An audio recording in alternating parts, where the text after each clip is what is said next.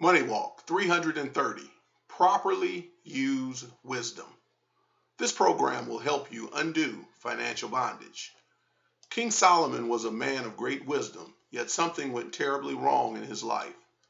His immorality became progressively worse, so that theologians argue about whether or not he was in relationship with Father God at his death.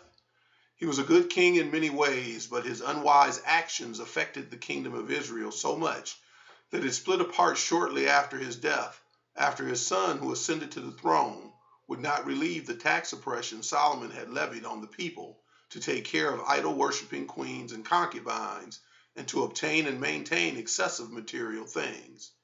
He disobeyed God by making treaties with nations God told Israel to conquer and not make alliances with.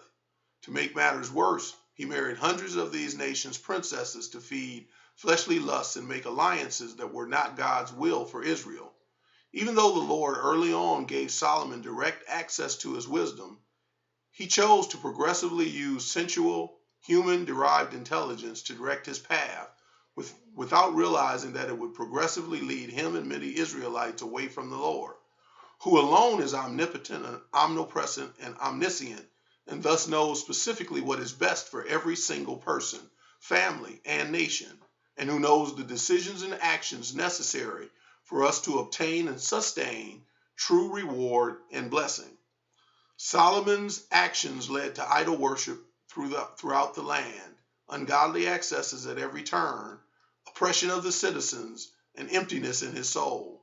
Regardless of the gold-laden temple he built, all the riches he secured, and his fame throughout the known world, the course of his life became a foul odor to God and caused immorality to fester in Israel for many years because of his poor example and his failure to properly use the wisdom God granted him. You can escape this trap by following biblical principles in every area of your life. When you seek him, the Lord will not direct you in a manner that violates his written will in the Bible. Don't make treaties with the devil, worldly people, or your carnal nature by overspending and going into debt. Rather, make your priority legitimate, gainful employment, giving first and abundantly to fund the Great Commission, and budgeting the remainder of the income God entrusts to you to care for family now and into the future through reasonable and disciplined saving, investing, and spending that glorifies him and brings you earthly and eternal benefit. Please pray for this ministry and email any questions. May the Lord bless you richly as you follow his plan.